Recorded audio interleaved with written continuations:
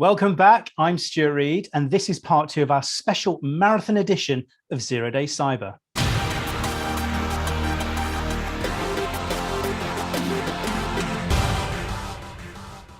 I'm joined by Gary Hibberd, the Professor of Communicating Cyber at Cyberthought Group. If you did miss part 1, do tune in as Gary walked us through the importance of our own data security and urged us not to be complacent.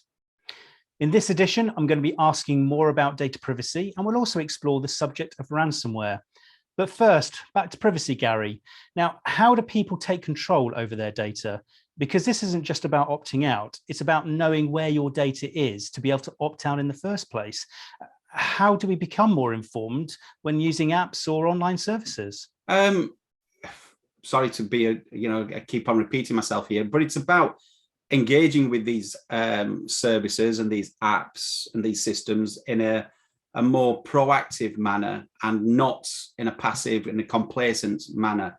So thinking about the data that you're sharing online, that's the first step for me is just being aware of the fact that you are sharing your data, not with just 2 people, 3 people. You are sharing it with a whole group of people. If we talk about social media for a moment, think about Facebook, probably one of the more popular ones. We share such, a large amounts of ourselves on Facebook. And I just ask all the time, why do you feel the need to share that level of information and intimacy? Because you're not sharing it with just close friends. It's not your inner circle here. It's not even people just on your outer fringe. It's you're sharing it with Facebook, and any pages that you like, you're sharing it with them as well. So they know your likes, they know your wants, they know your date of birth quite often, your favorite films, the films you'd like to watch again, those sorts of things. So we're sharing our information without any real thought of what it can be used for. So the first step for me when I'm speaking to individuals and to organizations is you cannot protect what you don't understand, and you need to understand the value of your data. And I would just, if there was one piece of practical advice I would give anyone watching this, and that is to sit down with a piece of paper, draw yourself in the middle, however you might draw yourself, stick figure, whatever. And then from that, just write down all the different places that you share your information, and just see it just on a piece of paper, and just see how many places you share that.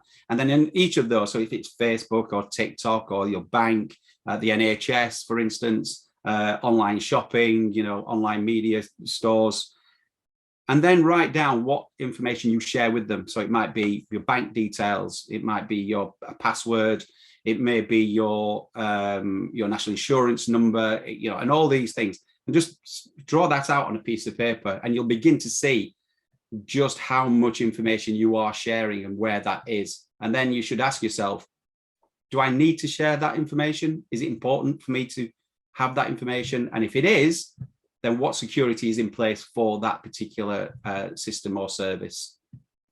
And that's probably going to be quite an interesting exercise for people to do, and probably throw up a few surprises for them, I should imagine, along the way as well.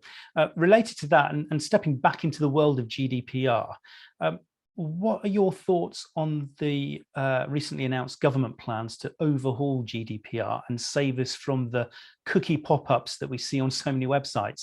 It can only be a good thing, right? No, no. Why are we talking about cookies when in relation to GDPR? Cookies don't have anything to do with GDPR. So when I've seen articles pop up saying, GDPR is going to save us from all of these things, and the bureaucracy and all of this, I just look at that and say, we've been touting the fact that GDPR was the gold standard for privacy and data protection for the last sort of 5-6 years. And now we're saying, no, it's not good. Now it's full of bureaucracy. And what we're going to do is we're going to create our own. And then you look at that and you say, well, if we're going to create our own, what are we basing that on?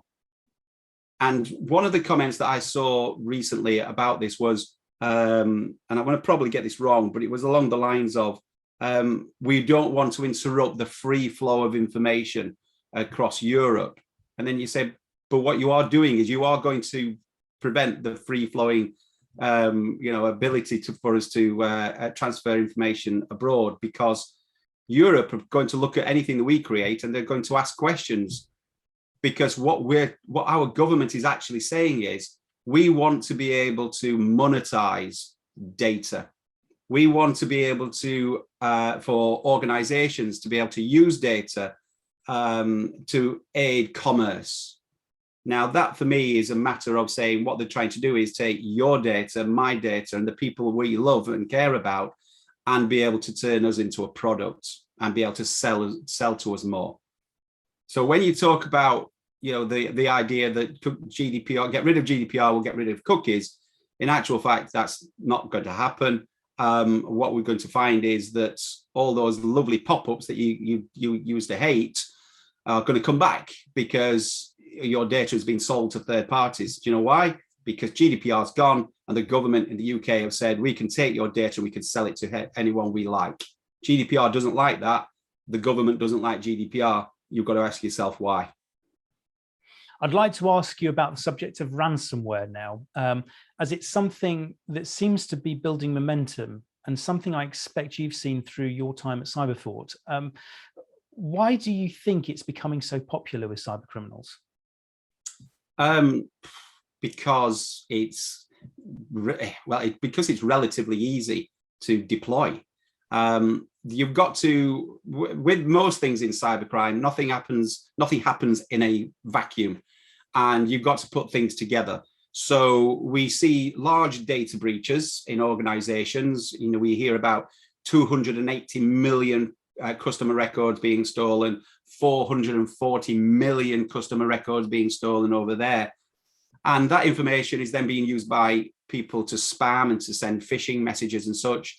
And quite often in phishing messages, the payload is ransomware. So the idea being, you click a link, it downloads a file onto your device, and then what happens next is down to the particular flavor of the ransomware software.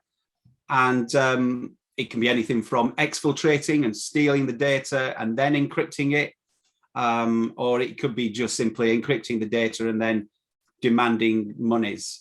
So there is crime as a service now. There are ransomware kits that are relatively easy to get hold of, which enable people with a moderate amount of technical knowledge to be able to create ransomware technologies. But the bottom line is, it pays.